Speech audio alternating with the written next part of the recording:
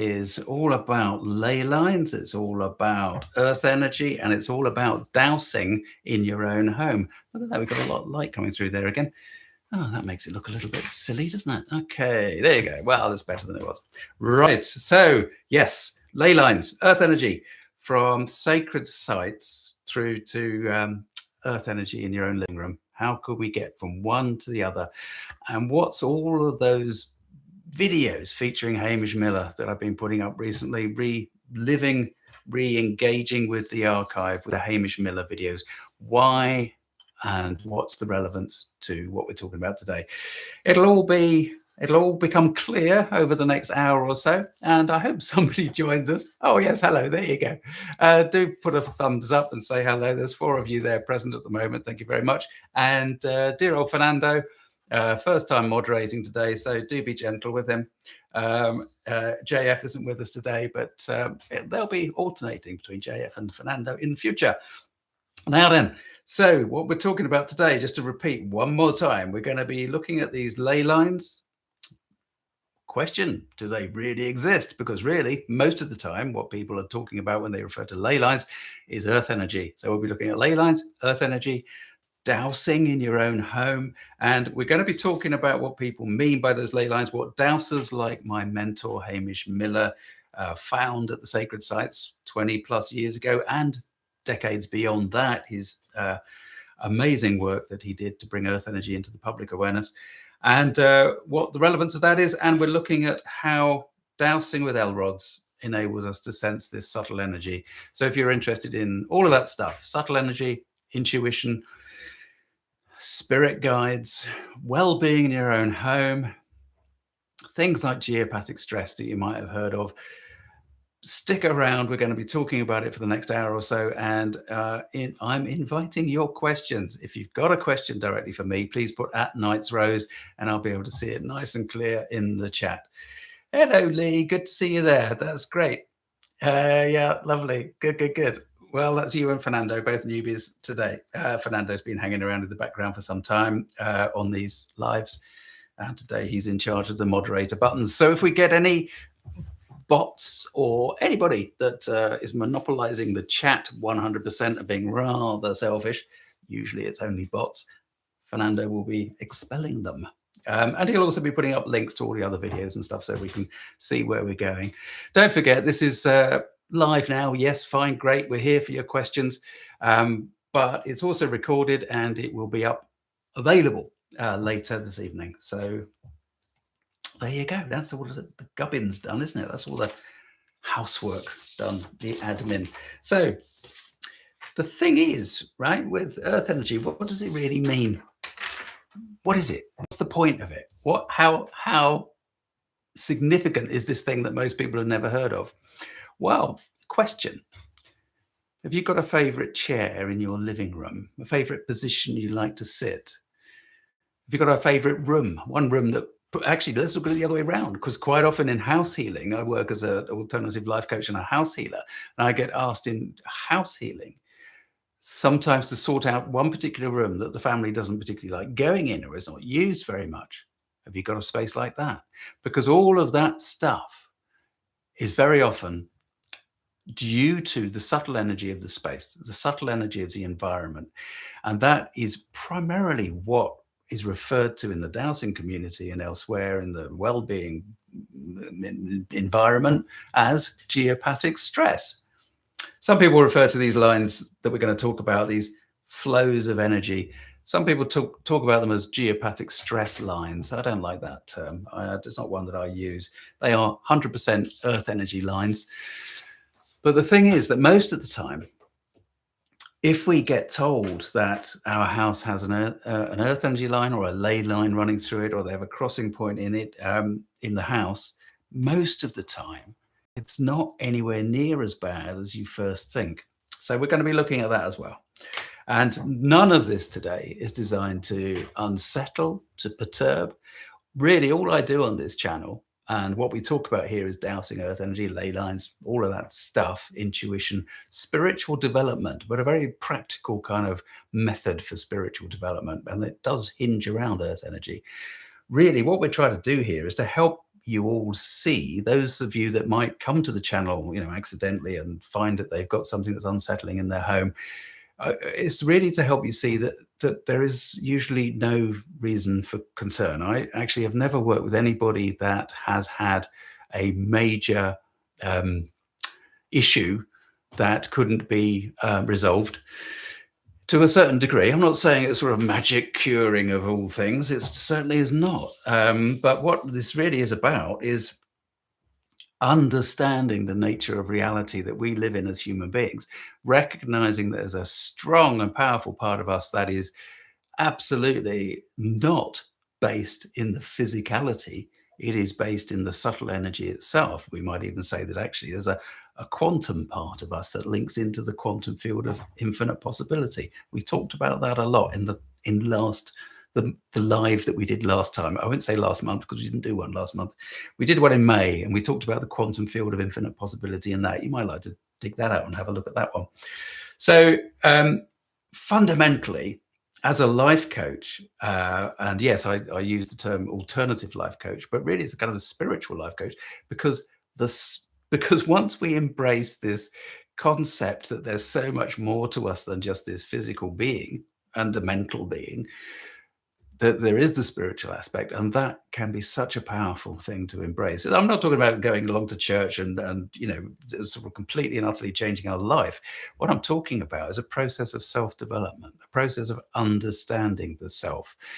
Because what that does is it changes the resonance of our heart, and it therefore changes the way we see life. And then you're onto a fantastic feedback loop of positive aspects that arise as a result. Now, that could take some time. There's a heck of a lot of people at the moment going through spiritual awakenings, everybody waking up and finding, what's this spiritual stuff all about? Well, it could take a while, or sometimes you can get clobbered by a spiritual awakening that completely and utterly upsets the apple cart, and you are thrown into an unsettling state of being.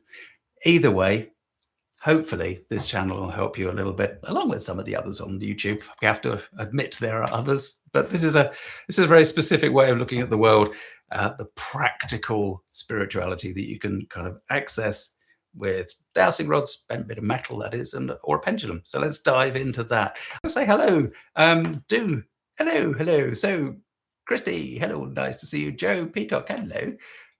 Michelle, fantastic, lovely. Florida. Yes, well, let's see how we go. Are you new here, Michelle? I think some new names there for sure.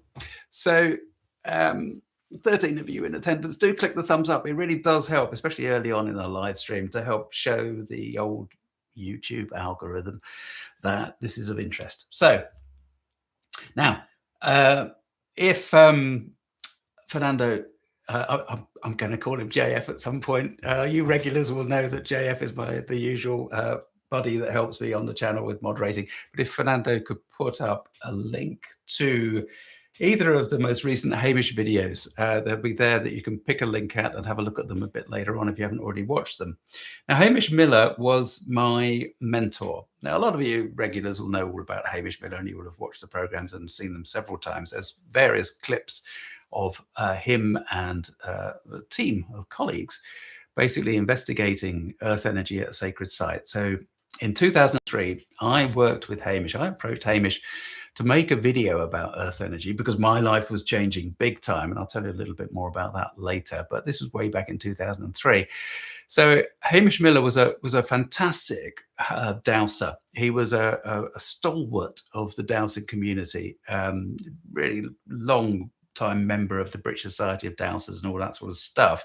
He wrote a book called The Sun and the Serpent with his co-author, a writer called Paul Broadhurst.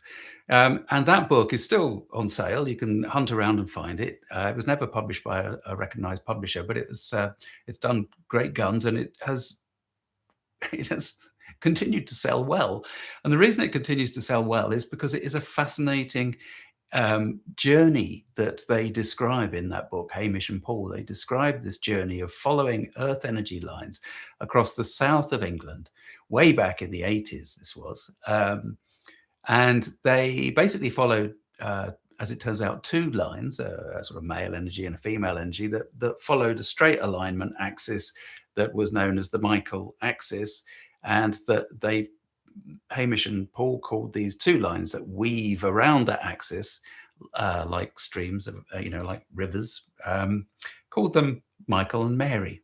And in fact, I think in many of the counties in Britain here now today, there is actually a public footpath, which is like a sort of pilgrimage route. And I think what they've done, the organisers of that, I think they certainly were intending to swap it around. So it was the Mary and Michael line, the Mary and Michael pilgrimage route.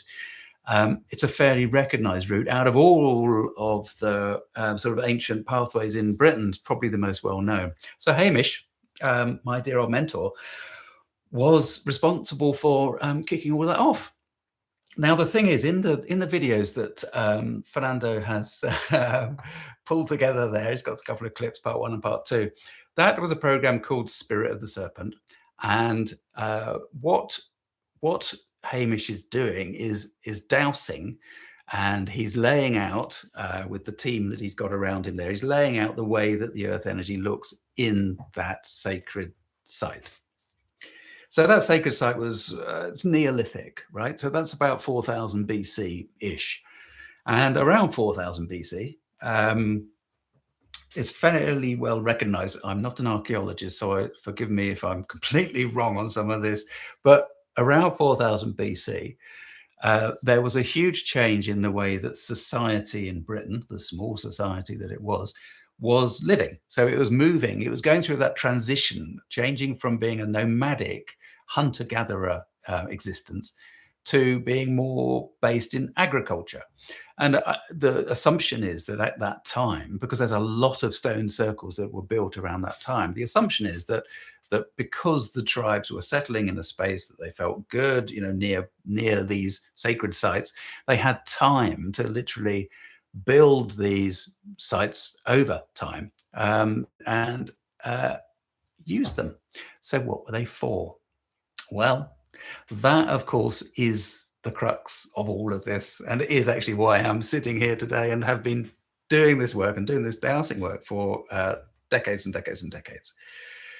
So we don't know for sure, and those videos will tell you how they kind of interacted with it. Hello there, Lady of Minching Lake. Oh, fantastic. We don't know for sure how people back then, 4000 BC, interacted with the sites. What we do know through intuitive conversations with aspects of different sacred sites and intuitive conversations with guides and other higher vibrational beings, shall we say, that there was an awareness of the energy, that the subtle energy that was being harnessed and interacted with at those sites. And it's very, very obvious. If you watch those videos, it's very obvious that the stones were placed in alignment to the energy that was present. And why wasn't it the other way around? Why wasn't it, the energy appeared after the stones were placed there? Well, it's fairly unlikely, because what we will see, what we'll talk about a little bit today, is that this subtle energy reacts to our presence. It reacts to our consciousness. And the chances are that, broadly, this is the belief, the chances are that what happened was that the medicine man or the medicine woman, the wise woman of the tribe or whatever, or the shaman, however you want to describe it, or whether they were all sensitive, we don't know. But the chances are that these places where the earth energy, where this subtle energy is naturally active and creates a presence, because it's a very tangible presence once you get tuned into it. It's very, very tangible and usually very positive. So the chances are that a tribe that had been used to wandering, once it's settled, would choose to settle near a positive site. These are quite often near water courses as well, of course. So there's, you've got your natural things that you need for well-being. You've got your water, so you can grow your crops and all of that stuff. And you've got your spiritual well-being, which at the time they would have been far more aware of. They wouldn't have called it spiritual, of course. Now, yes, I mean, over time, like all of this stuff, interacting with the unseen as a society, it would have changed, and there undoubtedly would have been dark times, and many of these sacred sites would have been used for dark, what we would consider now to be dark practices, possibly such as human sacrifice. We don't know. Let's not go too deeply into that. We don't need to. But sometimes people can feel that kind of interaction, which is not very pleasant. But most of the time, these sort of sacred sites, the Neolithic stone circles, are amazing beneficial energy. Watch the videos and you'll see the energy being laid out, and you'll listen to dear old Julie Soskin, a well-known sensitive. She set up the, Psychic School of Studies. I can't remember the exact name. Isn't that terrible?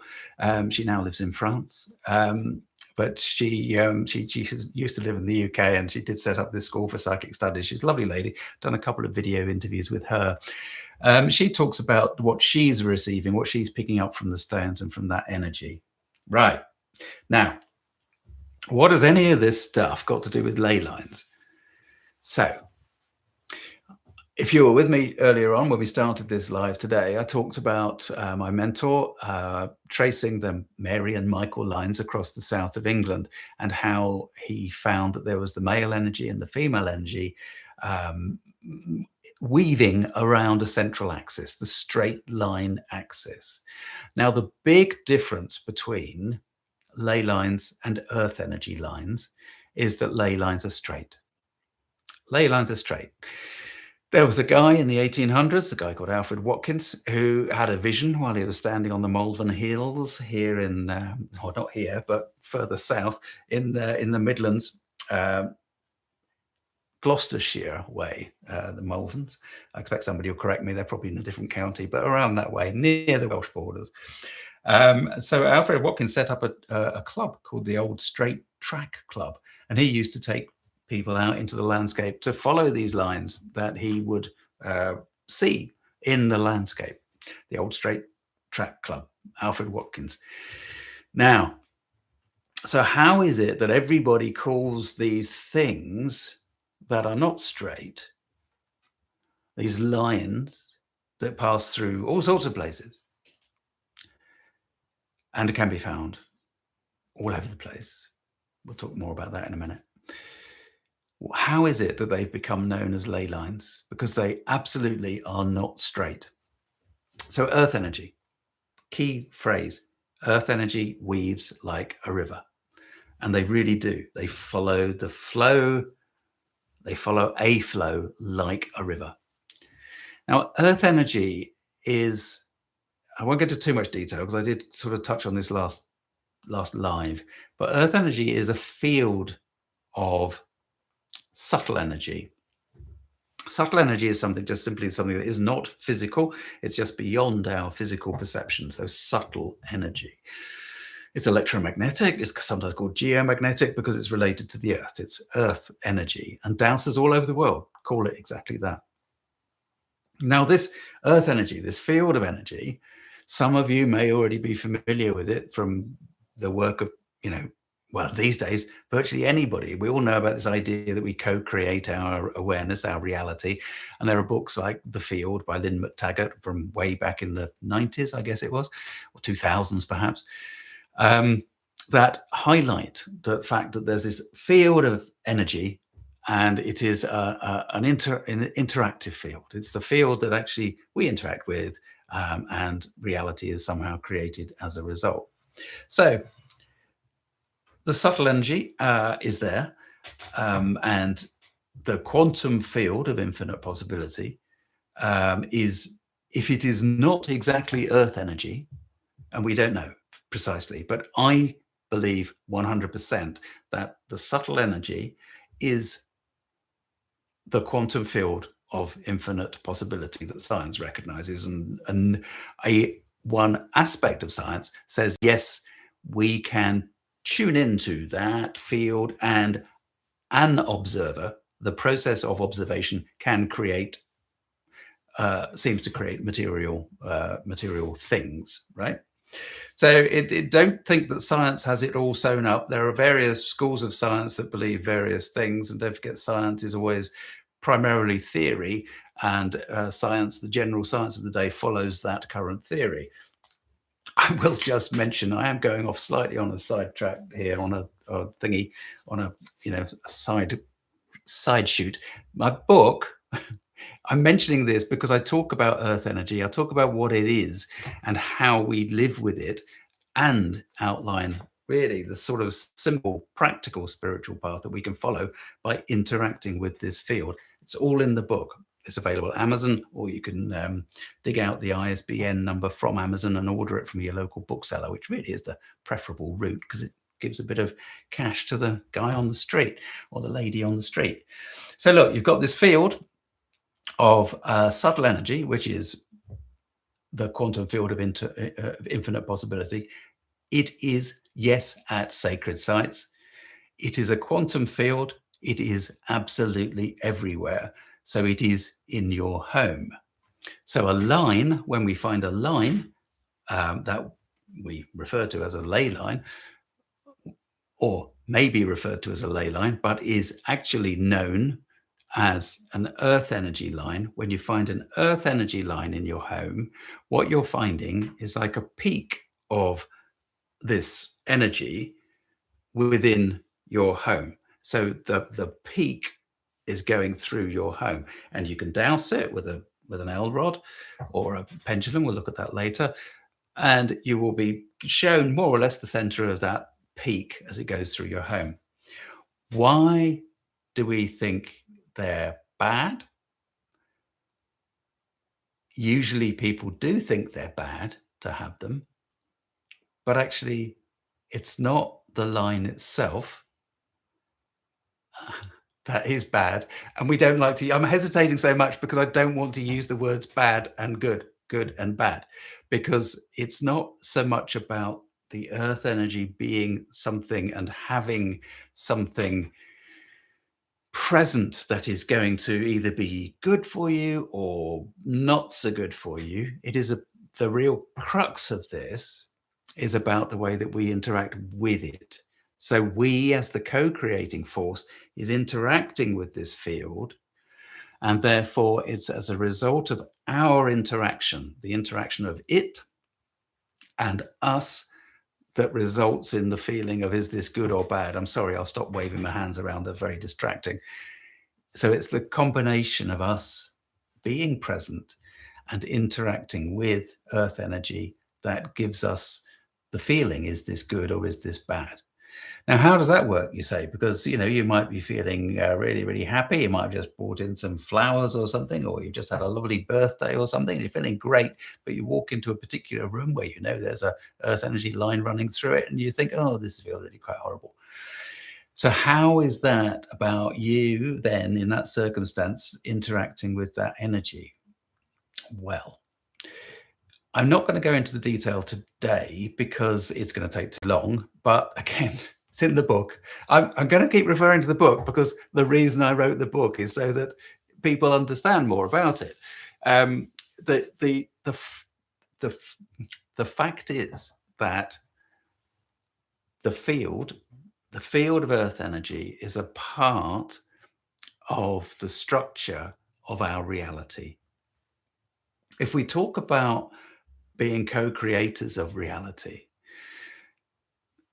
and we know that we have physical structure, right? We've got boundaries, we've got solid stuff all around us, and we're solid, kind of solid. I can't find any muscle these days, but so solid being, right?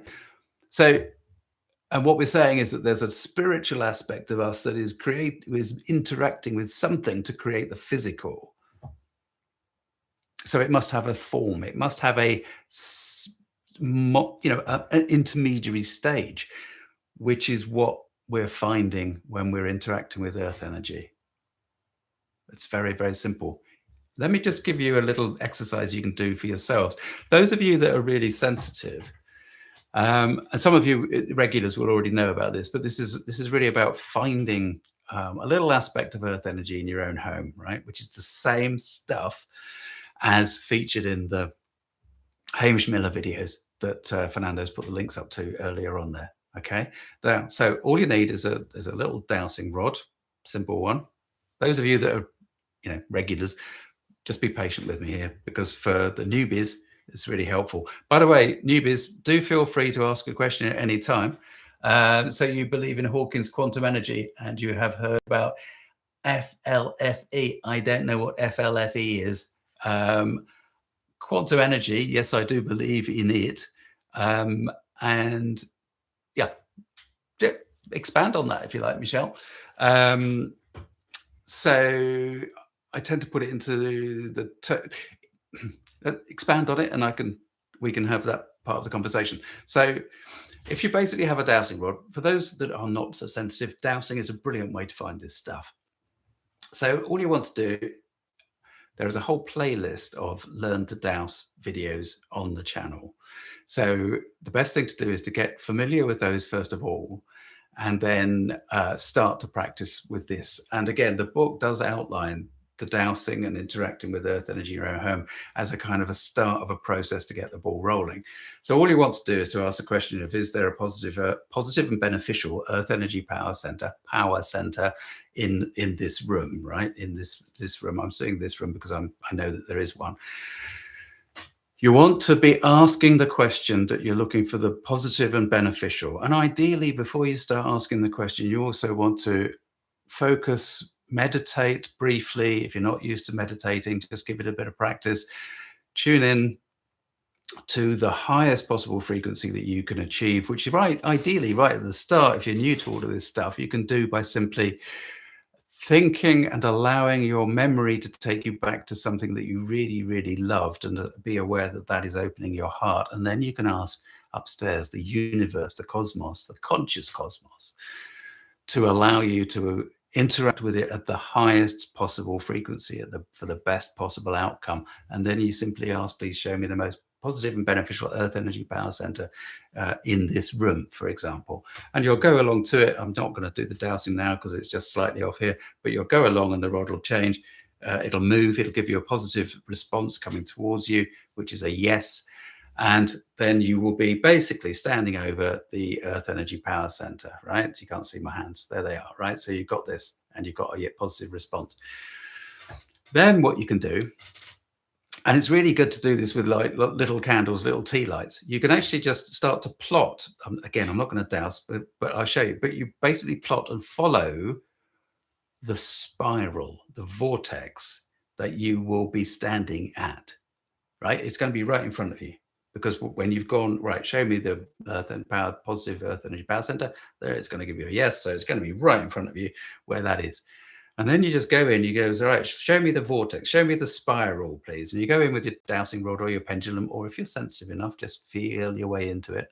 And you'll feel that little peak of energy, or that peak of concentration. And then just follow it around and drop the little tea lights around on the floor. Make sure you've got enough space. And what you'll find is a lovely vortex. There's a video about this. Sorry, Fernando, I should have highlighted that earlier.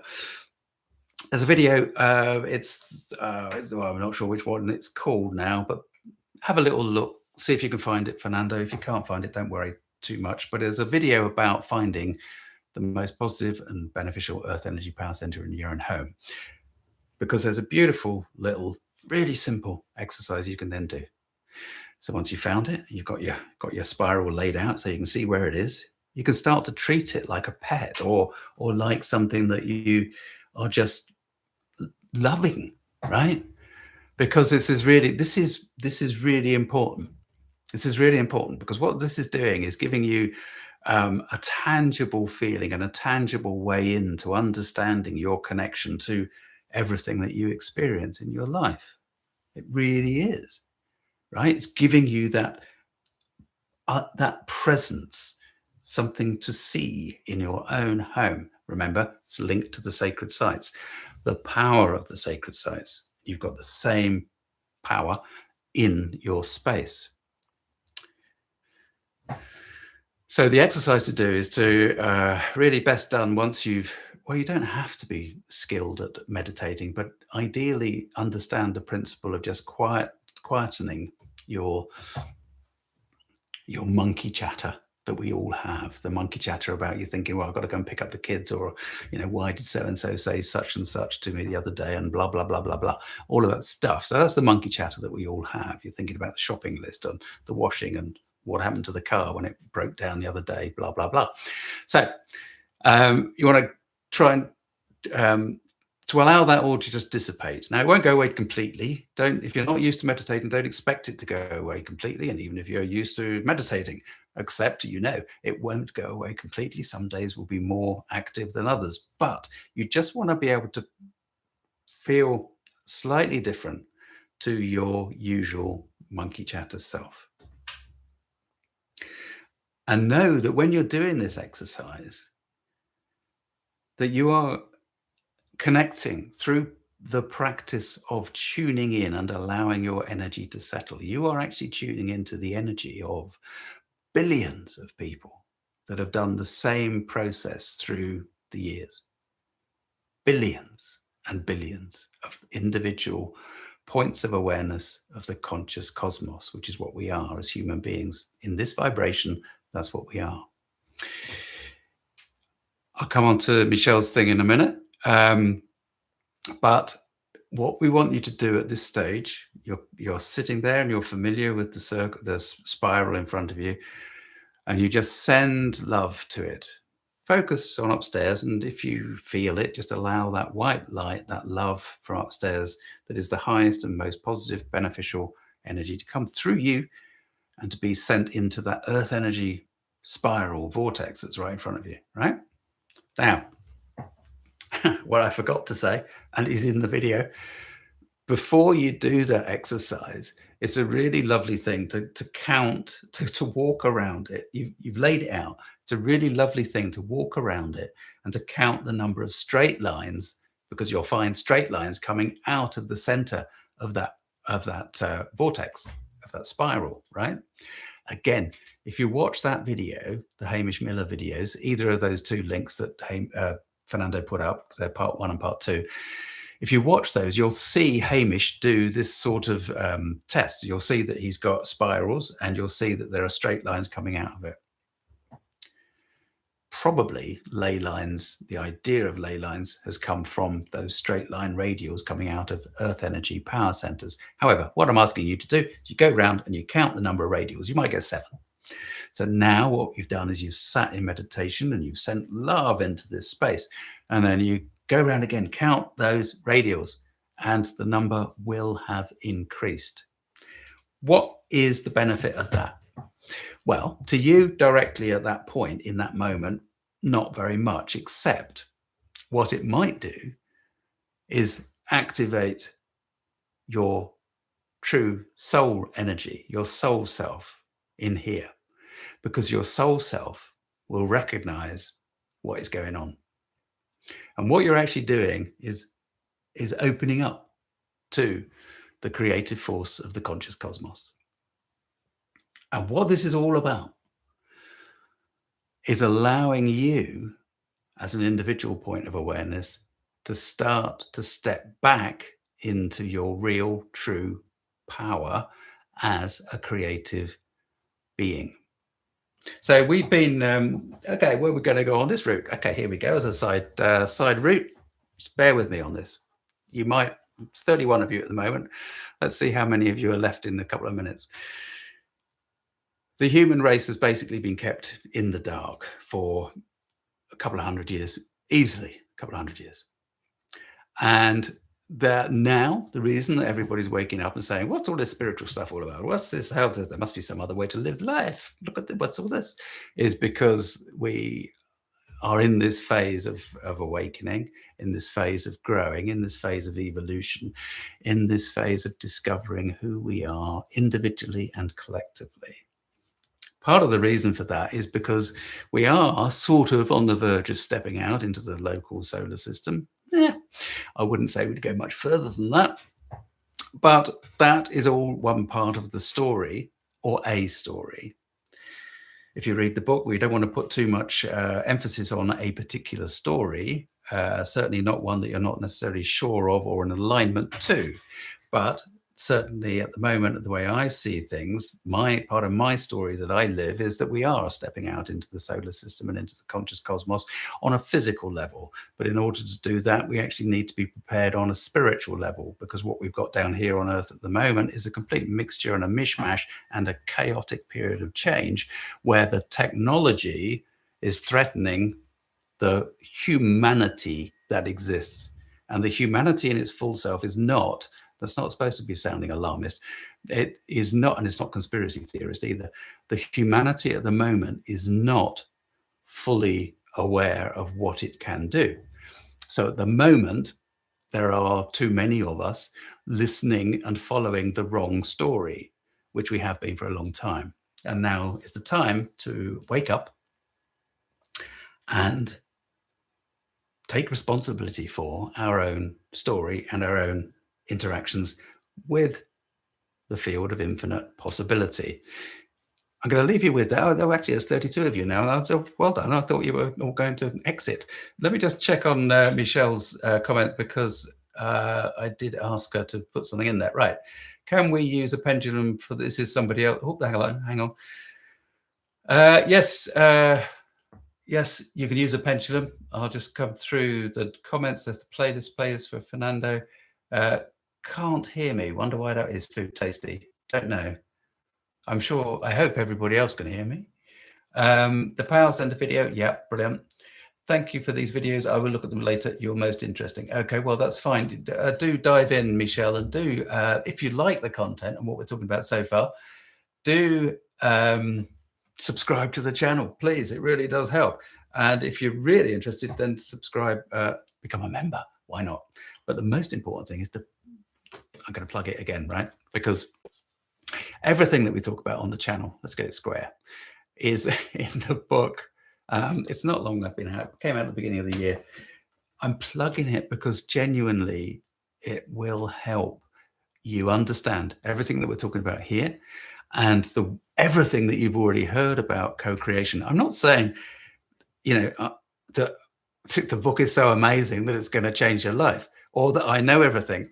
All I do here for you newbies, all I do here is share my experience, and you'll see there's a few stories in there of encounters that I had in my spiritual awakening, which took place a long time ago. So. And that brings us back to Hamish, because Hamish Miller was a key part of my spiritual awakening and the development and understanding, and what I was really interested in for my own mental well-being right at the start, way back in 1998, 2000, around those first couple of years. What I was really interested in was reality. How is reality formed? What does this stuff that I'm finding got to do with the creation of reality? And of course, now it's absolutely fundamental. It's brilliant. Now, the thing is that what we've got right now in the dowsing community is that the dowsers all over the world are seeing how earth energy does appear to be affected by consciousness. Now, the thing about earth energy is it in itself is a conscious field. And I've shared with you a very, very simple way of interacting with it. When you take it another step further, you can start to get feedback. You start to get sacred symbols being presented to you in response to your presence, your individual presence.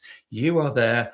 The earth energy knows you are there and responds, right? That's fascinating. What does that mean? What it means is that the co-creative force that we're actually, we've learned about for decades now. You go right back to dear old Wayne Dyer and all these sort of people, and beyond. The co-creative force is right there. We are now seeing what it is, and it's fundamentally linked to earth energy. It's fundamentally linked to the work that Hamish did. So, resonates with Walter Russell. Okay, cool. Yep. So Lee, right. Did Hamish have any thoughts about this time of transition? Oh boy, did he. Did he? Yes. Bless him. Hamish died. No, he didn't die.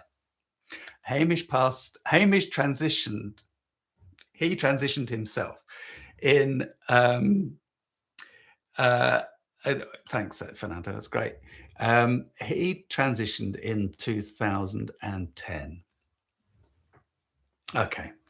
There is actually a video. Maybe, Fernando, you could pop the link to the Hamish Miller near-death video. It's the most popular one on the channel. People visit it, 187,000 views or something. So, but so he'd had experience of going down the tunnel in the past, and then in 2010 he passed over himself permanently. But before that time, he had been absolutely well. He was passionate about helping people see their own freedom, their path to freedom, and he hated the oppressive state of the country, the world. Then he would be horrified now.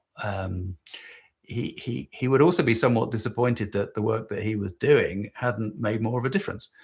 And I think that's fine, because we are, what we're really doing and learning here, generally, folks, as a global community, what we're really doing is revisiting our understanding of being associated with and a part of the creative field of co-creation. Now, the fact that we see it from the human perspective and say, well, Hamish would have been disappointed that things have not changed even more. It's a bit, David Icke-like, in that David Icke is frustrated by the fact that we don't move more and move mountains to change governments and all this sort of stuff. But I have to say that there are some similarities between what David Icke was talking about some years ago. There's a video that I interviewed David Icke years ago. There's a video on the channel. Again, if you want to plug that one in there as well, saves people searching for it, or just search for David Icke on the thing if you're interested in David Icke's work. The thing is that Hamish was a very practical man. As he always said, he was a grounded blacksmith. That's what he did. He was a Taurian. He worked with the earth, and he didn't do things that were not practical and logical, in his own view. And he wanted to set up an organization called the Parallel Community, and he went some way towards that. But like a lot of these organizations that get set up with the best will in the world, and are collectively run by sort of communities, it didn't last for very long. Unlike over here in the UK, we've got the Findhorn organization. I don't know what it's like. I've never been there. But that's an example of something that's lasted for decades. The Parallel Community is not kind of active. I think it has a presence on Facebook, but he did want to try to change people's understanding. But you know what he always used to say to me when I used to see him, and I never really understood at the time. He always used to say, all we've got to do is to help people raise their vibration from the lower chakras up further towards the heart. And of course, I didn't understand at the time. And I was just like, yeah, hey, I get it. Yeah, I've got to help people learn to dowse, because that opens the doorway to all of this stuff in a very safe and sensible, grounded way. But what he was really getting at was that if you raise more focus in individuals to the heart chakra, which is associated with love, it's the most creative chakra of all of our main chakras, if we want to talk in those terms, energy centers, we could say, but it's the most creative one. And the work of the Heart Math Institute that I've talked about on many occasions before, the work of Joe Dispenza proves, it illustrates that the heart field, the field of electrical emanations, if you like, from the heart, is a massively powerful field. And it is that primarily interacts with the creative field, the creative field of infinite possibility that we've been talking about, that is either called the quantum field of infinite possibility or earth energy. And fundamentally, consciousness lies in there and actually possibly creates that field in the first place. We don't know.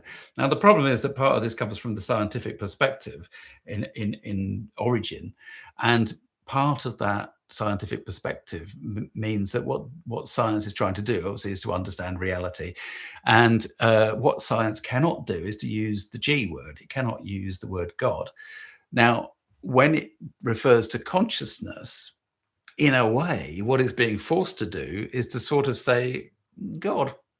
Now, this is not about religion. This is not. This is about a spiritual perspective on life, and that is not necessarily about the dogma of religion. I am not putting down anybody that follows a religion. It's absolutely brilliant because a religion gives a framework. It's like you could be a druid, for example. That gives us a fantastic framework for a spiritual connection to all that is, just like the other frameworks do as well. Except that, unfortunately, some religions, the dogmas, get caught up in the human aspects of existence, which of course we all do. We all get caught in those aspects because we are here as human beings and we embody the energy of a human being in order to function. On the spiritual path, on the path of self-development, that would be called the ego energy. Now, some people try to dispel the ego, to put it down, to avoid it. I have found over the years that actually it's much better to thank it for having got us to a certain stage, usually to that point of awakening to the spiritual aspect of life, to thank it and to then say to it, in meditation preferably, because that's where your heart is going to be strongest, linking into things, to say to it, thank you for getting me this far, and I now wish my spiritual aspect to take the lead. Simple as that. Simple little ceremony just to do that. Okay, now look, folks, this is supposed to be a conversation about, what's the title of this thing? Ley lines, earth energy, Hamish Miller, bringing ley lines from the sacred sites, Neolithic sacred sites around the world, into your home. Now, we have talked about that as a principle, and I have talked to you through some of the ways of finding earth energy. Let me just catch up on my notes, because I did have some notes and I have wandered off massively. Let me just also come around here. Okay, so there's something going on with the sound that isn't working terribly well. So you keep going. Focus, life force energy. The site I mentioned gives a free trial, beams positive energy to your home. Okay, well, that's fine. That's fine, Michelle. Audio is okay on your end. Okay, so there's some tiny orbs, mostly in my bathroom. Yeah, well, possibly so, yes. Hello. Send out love vibes. Yes, it is. Absolutely. It's all, yes, it is. Because let me just pick up on that point. Sound is fine. Good. Okay. Hello, Debbie. Good to see you. So, as Michelle says there, it's all about love. Send out those love vibrations. Yes, it is. But there's no but really. It is all about that, because what that does when you consciously interact with it, from that compassionate vibration, you are literally changing the world around you. You are literally changing your experience. It's as simple as that. The issue is in maintaining the highest possible vibration when the human experience is such that maybe the default setting isn't one of compassion all the time. It's quite difficult to maintain that highest possible resonance at all times. And also, I would suggest that it's not about necessarily, it's not necessarily about not giving any energy to some aspects of human existence. There's some talk, you come across it quite a lot. There's some thinking that if you just don't pay any attention to something, it'll go away. Well, that's not really what co-creating as a human being is about, because actually we are given this form for a reason, and many of the lessons that we learn the most from are the hardest in order to learn the most. So we have to put our one life in perspective throughout the many lives that we will inevitably have. And the energy that we're really interacting with, when we're interacting at a very deep, loving, spiritual energy in order to do healing, for example, or, or to where does the words go that don't get contentious and kind of confusing? The healing aspect is fundamentally love. There is no doubt at all. Healing is done through love, and we are created. The whole experience that we have here on this planet has been created through love. Now, that's not to say that consciousness as an awareness doesn't have darker aspects to it as well.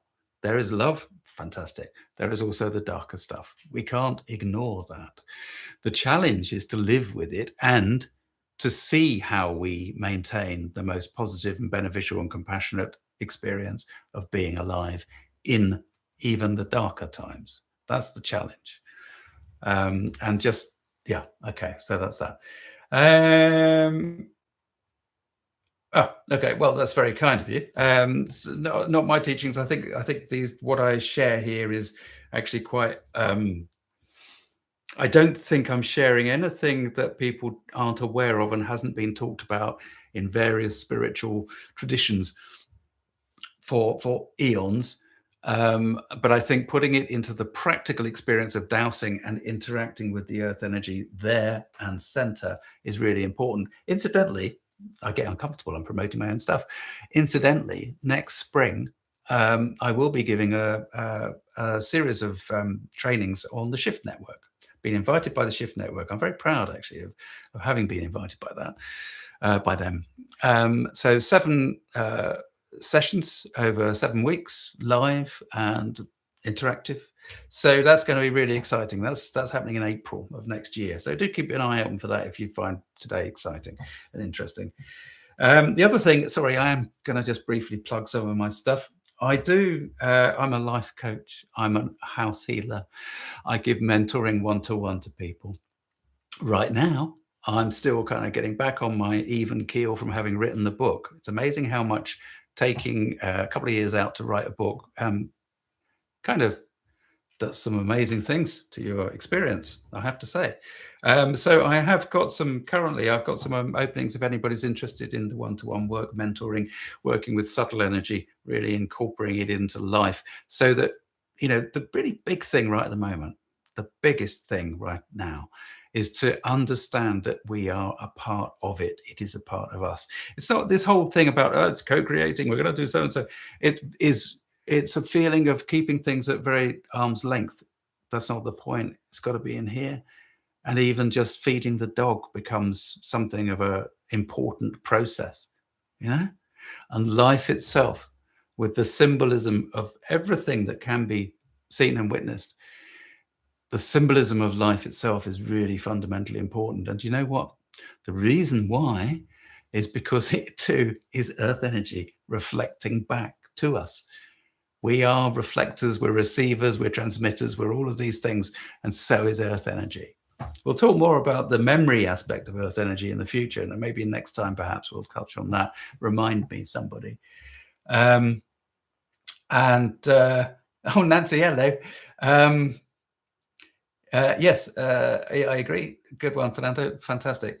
So we will talk a little bit about the memory side of earth energy, because it is really, really important to know that the field of infinite possibility, is constantly open to us. We are constantly connected to it. It is a part of who we are.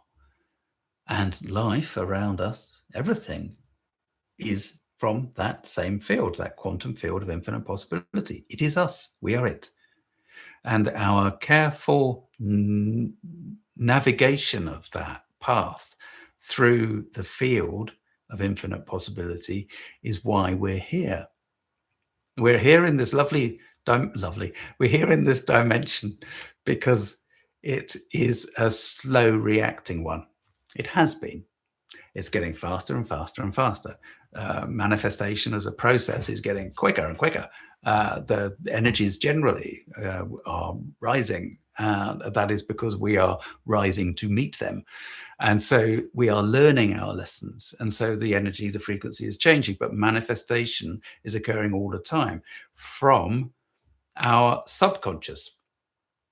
And so therefore it can get confusing. Why is this stuff showing up? That's not what I wanted. That's not what I asked for.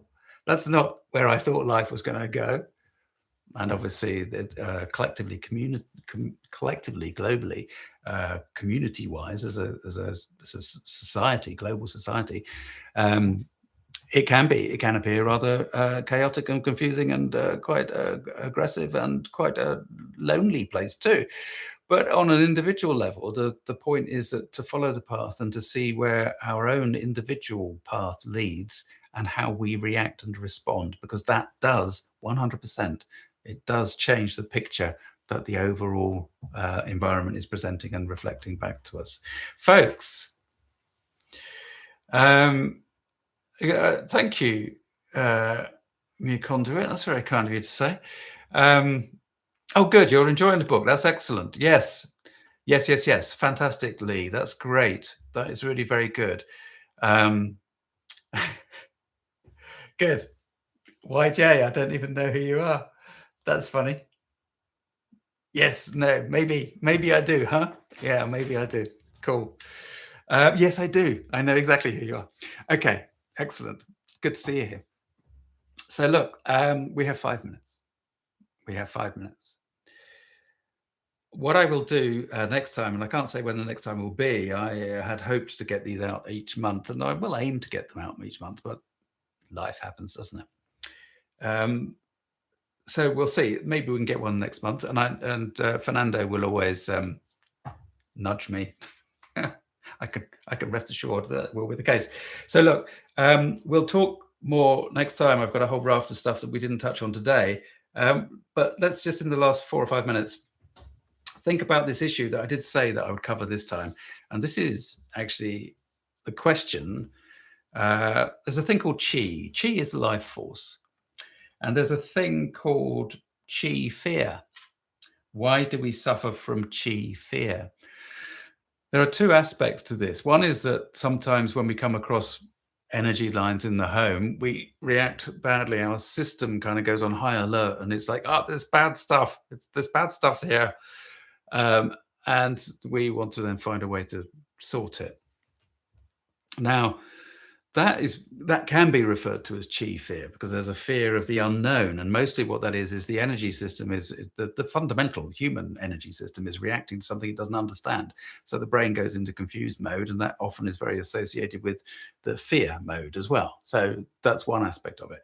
But the other aspect, which is far more interesting, is that sometimes what can happen is that when you start to tune in and really connect in to this energy, stuff happens in life that you think, oh boy, really? That's possible? How does that work? And that can say, oh, I don't think I'm ready for that. And that's chi. To me, that's really what chi fear is. It's like, no, no, no, no, no, no, no, no, no, no. I didn't sign up for this. I didn't sign up for that power, that ability to influence stuff. No, and that's an unknown, it's an unknown circumstance to be in. So it's a quite natural response again. But what we don't want to do then, if we get into that stage where it's like, oh, do you see that? Wow, that's amazing. But there's 2 things. There's also something called spiritual ego, which I hadn't recognized was called that until very recently. As a student of mine highlighted it, and I thought, what's that then? So, but spiritual ego is an interesting thing, and maybe we'll touch on that next time as well. But chi fear is a thing where you start to see results, you start to see life changing, and you think, oh gosh, that was amazing. How did that happen? Because you made it happen. You made it happen in association with upstairs, with the co-creating force of existence. But what we don't want to happen is that the chi fear goes, oh no, let's make you small again. Because you've always got the choice. One of the fundamental rules of the universe and the conscious cosmos is that you have free will. You have the ability to use your agency to make decisions and change things. And what you don't want to do when you start to open up is to then go, oh no, we're going to go little again. We're going to go little because that was a little bit scary. So there's a path there, and I think the book actually is outlining it in a well, in fact, I outline it in a very safe step-by-step way, because spiritual awakening isn't necessarily all lovey-dovey and bluebirds flapping around and tweeting until the sunset goes down.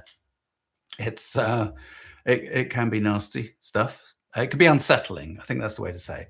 And so what we don't want is for that unsettling stuff to overwhelm us. And there are steps that you can take to make sure that you stay grounded and fully aware so that you can actually make progress rather than just kind of going back round in circles and not making progress. And a lot of what stops us making progress is the chi fear. It's the fear of the unknown and the conditioning of the human being, cellular conditioning, which keeps us stuck in the prison of not acceptance. That isn't English, but it's close. Okay, folks. Good. I'm glad that's clarified. Yes, fantastic. Yeah, brilliant. That's good, Lady of Minching Lake. Sorry if I've pronounced that wrong. That's a really long name. Thank you all for being there. That's wonderful. There's 36 of you there. That's really quite amazing. So well done, folks, for sticking with it. And if you didn't stick with it all the way through, that's absolutely not a problem. I don't know what the little blue thing was, but I'll close that off. I've got a blue thing on the chat. I don't know what that means. Folks, look, I'll just say it one more time. If you've enjoyed today, then if you're interested in one-to-one mentoring, I'm available for you. I have space at the moment, absolutely no problem at all. If you're interested in the house healing work and learning more about that, drop me a line. Use the contact form on the Knights Rose website. That's www.knightsrose.com. That's KNIGHTS, night as in night of old. Knights Rose. And yeah, you guys look after yourself, and we'll do this again next time. And we'll see where that goes, eh? Yeah, fabulous. Have a lovely weekend, and don't pay too much attention to anything that is beyond your direct awareness and your direct experience. You are born perfect. You then get in the way, and your task is to connect again to the perfect. Take care.